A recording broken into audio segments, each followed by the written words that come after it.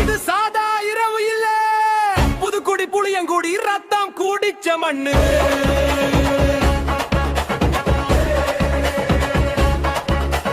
கால் மிதிக்குது மண் அதிருது முனியப்பா இறங்கிட்டான். கண் சிவக்குது பல் கடிக்குது ஐயனாரு ஆணையிட்டான். கற்குவேலையன் பின்னால காலன் கூட நடுங்கு வாண்டா.